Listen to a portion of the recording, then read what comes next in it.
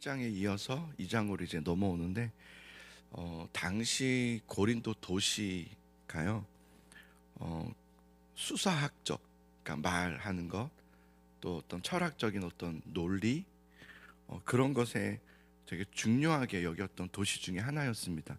그래서 그리스와 로마 문화 중심지가 바로 고린도였기 때문에, 그래서 그런 말하는 것이나 수학적인 것이나 철학적인 그런 것이 굉장히 중요했던 그 도시 속에서 이 사도 바울이 고린도에서 복음을 전하는 거였어요.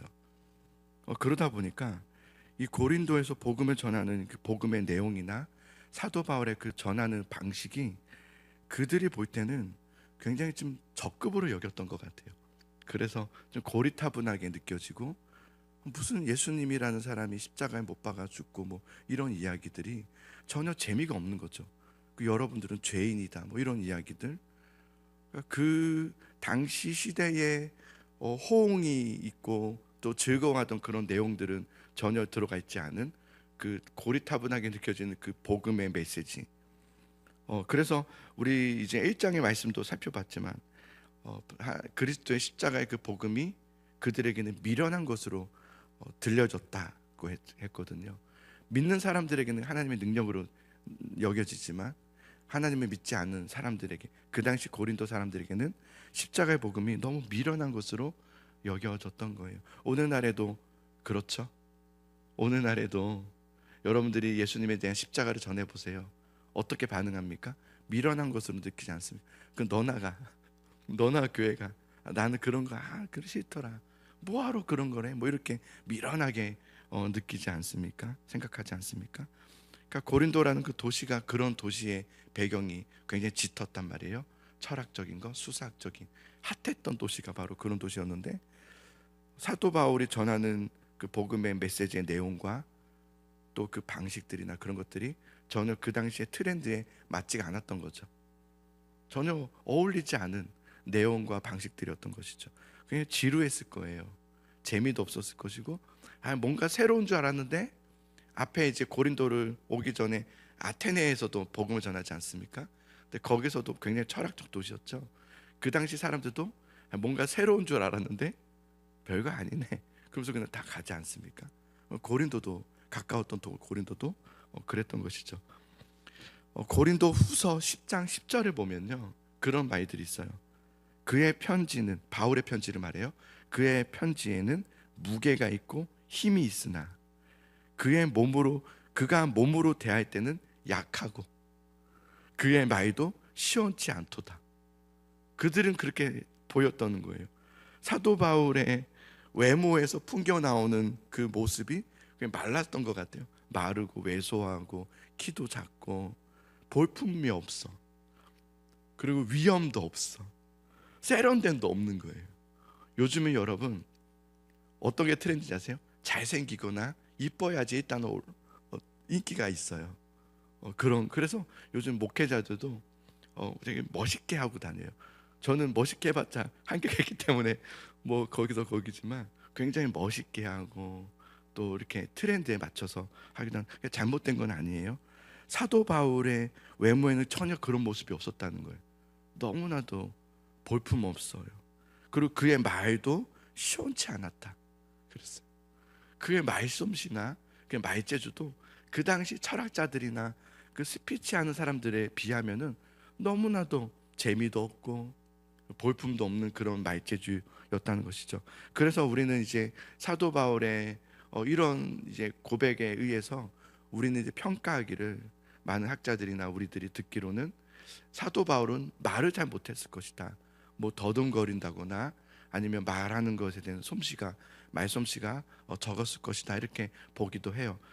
그럴 수도 있습니다. 그렇지만 저는 왠지 그것보다는, 그렇게 우리가 말솜씨가 없었던 사도 바울 이렇게 평가하기보다는 지금 사도 바울이 하고자 하는 메시지의 중심은 뭐냐면, 그 당시에 그 수학적인 지혜를 나는 거부했다는 것을 말하고자 하는 거예요.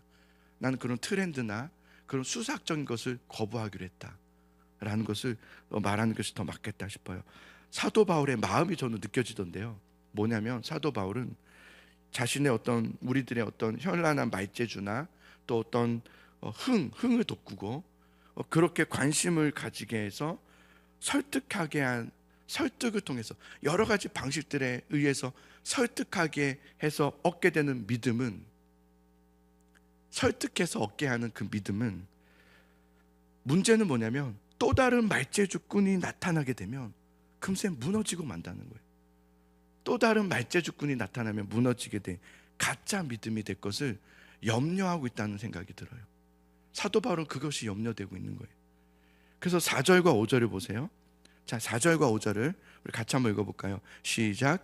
내 말과 내 전도함이 설득력 있는 지혜의 말로 하지 아니하고 다만 성령의 나타나심과 능력으로 하여 너희 믿음이 사람의 지혜에 있지 아니하고 다만 하나님의 능력에 있게 하려 하였노라. 아멘.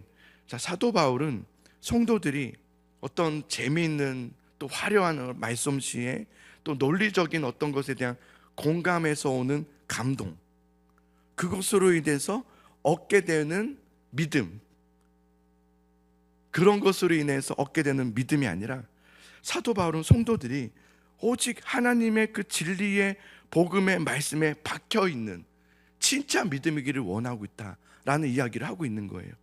그래서 진리의 복음 앞에서 성령의 능력으로 믿어지는 신비를 실제로 경험하고, 어떤 분위기로 인하여서 경험함이 아니라 성령의 능력으로 말씀을 경험하고 그 삶이 완전히 재편되는 강력한 영적인 체험이 있기를 원하고 있다는 그런 마음을 내비치고 있다는 거예요.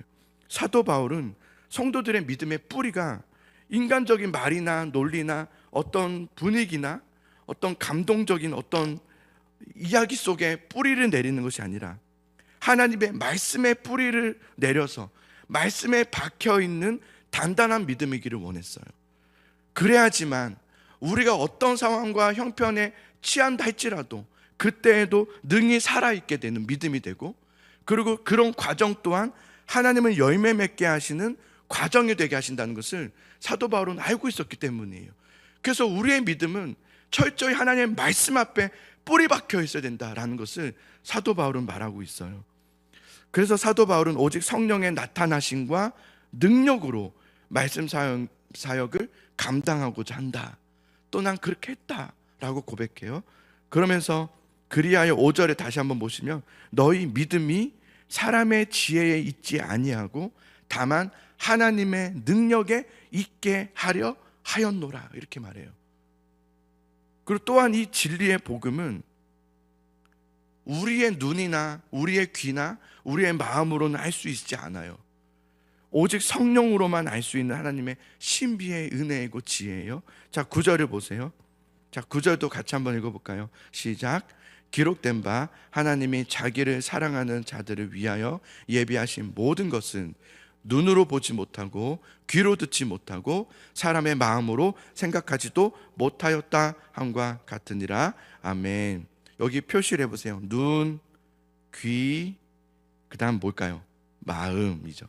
눈, 귀, 마음. 눈이라는 것은 우리 인간의 시각적 관찰과 탐구를 말해요. 우리의 시각적 우리의 그러니까 관찰과 탐구. 귀라는 것은 정보 수집 능력이죠. 듣는 거예요. 학문이죠. 공부하는 거죠. 그리고 마음이라는데, 마음이라는 것은 우리 인간적 판단, 그리고 우리의 경험, 우리 어떤 인간의 사상, 철학, 이런 것들을 말하는 거예요. 우리의 공감, 요즘 공감 유명하지 않습니까? 공감. 인간의 아무리 뛰어난 관찰력과 우리의 정보력과 우리의 철학적 이성과 경험을 모두 동원한다 할지라도 하나님이 우리에게 예비하신 그 구원의 신비와 그 복음의 은혜는 우리 스스로 유추해내거나 알아내거나 깨달음을 얻을 수 있는 것이 아니라 철저히 그것은 감추어져 있는 하나님의 초월적 영역 안에 있다라는 것을 말해요. 하나님의 영역 안에 있는 거예요. 초월적이에요. 초월적. 우리가 공부한다고 발견한다고 알 수 있는 것이 아니에요. 실제로 많은 철학자들과 또 박사들, 또 스님들도 마찬가지고요. 그분들도 성경을 읽습니다. 그렇지만 그들에게는 성령의 역사가 없죠. 그래서 하나님을 깨닫지 못합니다. 하나님을 진실로 만나지 못하죠. 하나님을 만나고 하나님을 알게 되고 하나님께 구원받는 복음의 역사는 철저히 성령의 역사임을 믿으시기 바랍니다. 우리의 역사가 아니에요. 우리의 지성이 아니에요. 철저히 성령의 역사의 능력이에요. 타락한 인간의 이성과, 어제 말했죠, 죄, 타락한 인간의 이성과 지성으로는 결코 하나님을 알 수 없다예요. 오직 성령의 주권적 계시, 하나님께서 조명하심이죠. 성령의 조명하심을 통해서만이 우리는 하나님을 알 수 있고 발견할 수 있고 그 말씀이 나의 것이 될 수 있는 거예요. 그래서 우리는 기도할 때 어떻게 기도합니까? 성령님 깨닫게 해주세요. 성령의 조명하심을 기도하죠. 그냥 단순히 말씀을 통해서 내가 길을 찾고 이런 것이 성령의 조명하심이 아니라 이 말씀 안에 숨겨져 있는 비밀한 이들을 나에게 밝혀주십시오 라고 기도하는 것이 성령의 조명하심이죠. 그러면 그것은 누구에게 주어지는 것인가? 감추어진 하나님의 초월적 영역 안에 있는 그 복음의 메시지가, 그 진리의 지혜가 누구에게 얻어지고 누구에게는 주어지는 것인가? 9절의 말씀을 다시 한번 보시면 기록된 바 하나님이 자기를 사랑하는 자들을 위하여 라고 했어요. 하나님을 사랑하는 자들에게 열려 있다는 거예요. 하나님이 사랑하는 자들에게가 아니라 하나님을 사랑하는 자들에게 열려 있다고 그랬어요. 이것은 성경에 수없이 많이 들어가 있습니다. 우리가 너무 잘 아는 로마서 8장의 말씀에도 이런 말씀이 있어요. 모든 것이 합력하여 선을 이루느니라. 이거 너무 잘 아는 말씀인데 그 말씀에 어떻게 이렇게 시작하지 않습니까? 하나님을 사랑하는 자, 하나님을 사랑하는 자, 그 부르심을 입은 자들에게는 모든 것이 합력하여 선을 이루느니라 이렇게 되지 않습니까? 야고보서 1장 12절에도 그래요. 시험을 참아내는 자는 복이 있나니 이는 시련을 견디어낸 자가 주께서 자기를 사랑하는 자들에게 약속하신 생명의 면류관을 얻을 것이기 때문이라 그랬어요. 하나님을 사랑하는 자들을 성경은 수없이 말합니다. 하나님을 사랑하는 자가 하나님의 복음의 신비와 은혜를 얻을 수 있는 거예요. 가만히 있어서, 여러분, 은혜는 순서가 있지 않습니다. 내가 교회 등록하고 그냥 쭉 다니다 보면 언젠가 은혜 받게 되는 날이 오지 않을까? No! 그렇지 않습니다. 그런 일은 없습니다. 분명히 성경에서 침노하는 자에게 있다고 그랬어요. 침노하는 자에게. 사도 바울이 나중에 우리 살펴보겠지만 고린도전서 9장에서는 뭐라고까지 얘기하냐면 운동장에서 수많은 사람들이 달리기를 하는 거예요. 마라톤과 같은 거예요. 마라톤은 한두 명이 하지 않잖아요. 정말 많은 사람들이 하잖아요. 그 중에서 오직 1등을 위해서 다름박질하라고 그랬어요. 믿음의 상을 받도록 너희는 다름박질하라 그랬어요. 믿음의 상을 받기 위해서. 달린다고 상을 받는 거 아닙니다. 지금 참가상을 말하는 게 아니에요. 참가상이 아니라 진짜 상이에요. 믿음의 상. 침노한다는 것은 뭐냐면 빼앗는다는 거 아닙니까? 근데 이것을 더 정확하게 말하면 이런 거예요. 하나님을 믿는 이 믿음의 신앙만큼은 내가 빼앗기지 않겠다는 거예요. 내가 빼앗기지 않고 이 믿음의 신앙으로 살겠습니다라는 몸부림을 말하는 거예요. 이게 침노함이에요. 이걸 하나님을 사랑한다라고 하는 거예요. 하나님을 사랑한다는 것은 내가 하나님 빼앗기지 않을 거예요. 내가 오늘 만약에 그럴 때 있잖아요. 늘 성령 충만하지 못할 때가 있어요. 오늘 하루는 뭔가 좀 그래. 그죠? 오늘 하루는 뭔가 그래. 요즘 내가 최근에 마음이 좀 자꾸 그래. 그럼 어떻게 해요? 언젠가 되겠지가 아니라 침도하는 거예요. 하나님 내 마음 좀 붙잡아 주시고 하나님의 마음으로 채워주세요라고 기도하는 거죠.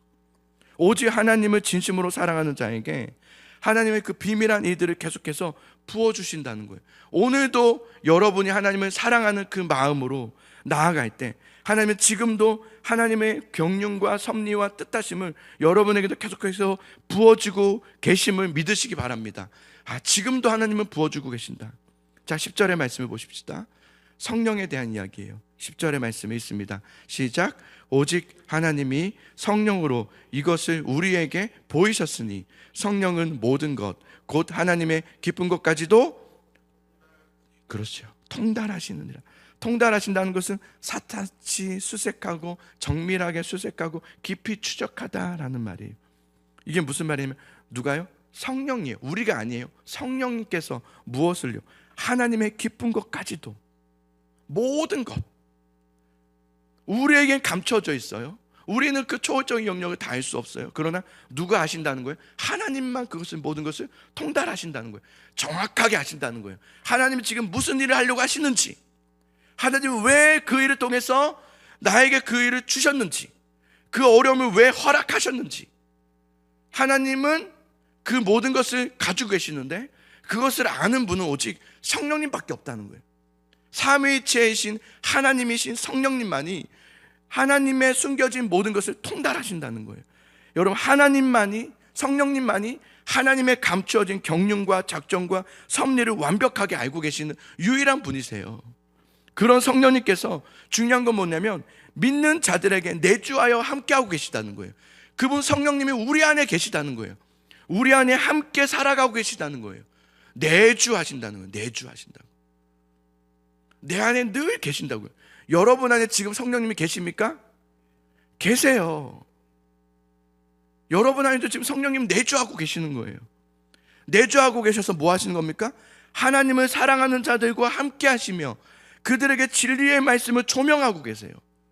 그게 성령의 역사입니다. 그래서 우리는 날마다 뭘 하는 거예요? 성령의 충만함을 구하는 거예요. 성령님, 내 안에 충만하게 하소서. 성령님, 나를 다스려 주소서. 내 지성과 내 감정과 이성과 의지를 붙잡아 주셔서 하나님, 하나님의 일하심과 하나님의 나를 향한 놀라우신 예비된 복음의 능력과 영광을 선명하게 바라보게 하여 주시고 믿음으로 살아갈 수 있도록 도와주시옵소서. 그 성령의 역사가 우리를 돕는 거예요. 그것을 일하시는 거예요. 그게 바로 성령의 충만함이죠. 그래서 성령의 충만함이 있을 때는 하나님의 말씀이 송이꿀보다 달게 느껴지기 시작해요. 그 말씀이 달게 느껴지는 거예요. 그 말씀을 듣고자 하는 거예요. 말씀을 배우고 싶은 거예요. 말씀이 참된 진리로 깨달아지는 거예요. 그리고 그 말씀이 이제는 내 안에 믿어지는 거예요. 그게 성령의 충만함의 역사예요. 그리고 그 말씀대로 살아가게 해요. 그것이 성령의 역사이죠. 여러분, 성령 하나님은 구원받은 하나님을 예수 그리스도로 나의 구주로 믿는 그 순간 우리에게 역사 임하세요. 우리 안에 한번 오시면요, 오셨다가 내가 상태가 안 좋으시면 나가셨다가 또 상태가 좋으면 들어오셨다가 하지 않아요. 주님은 왔다 갔다 하지 않으세요. 늘 내주하세요. 성령 하나님께서 내 삶에, 그래서 우리가 해야 될 기도는 뭐냐면 오세요가 아니에요. 늘 계세요. 계시지만 뭐가 문제예요? 성령님이 내 삶의 중심이 되어주세요. 하나님, 내가 내 고집과 내 죄의 습관들을 성령님 꺾어주시고 하나님의 말씀과 통치와 지배를 받아 순종할 수 있도록 성령님 내 안에서 역사해 주세요. 이게 성령의 충만함의 기도예요. 그래서 여러분, 오늘 우리가 기도를 하실 때에 우리 각자의 삶에 어려움들이 다 있어요. 우리의 기도 제목이 있단 말이에요. 우리의 아픔들이 있단 말이에요. 우리의 막힘이 있단 말이에요. 우리 뭐 가족 구원의 문제일 수도 있고요. 우리 어떤 질병의 문제일 수도 있고요. 우리 자녀들의 어떤 결혼의 문제일 수도 있고요. 어떤 또 승진의 문제일 수도 있고요. 취업의 문제일 수도 있고요. 여러 가지 건강의 문제일 수도 있어요. 그러나 그런 문제들을 가지고 어떻게 기도하냐면 하나님, 성령님, 그 문제를 가지고 주 앞에 나오니 성령님 역사해 주세요. 하나님, 이 일을 통해서 하나님의 뜻이 이루어지기를 원합니다. 성령님 인도하여 주시고 붙잡아 주시옵소서. 내가 그 문제를 붙잡는 것이 아니라 성령님이 내 문제를 붙잡아 주셔서 주님께 맡겨드리오니 하나님의 일을 행하여 주시옵소서 라고 기도하시는 이 시간이 되기를 바라요.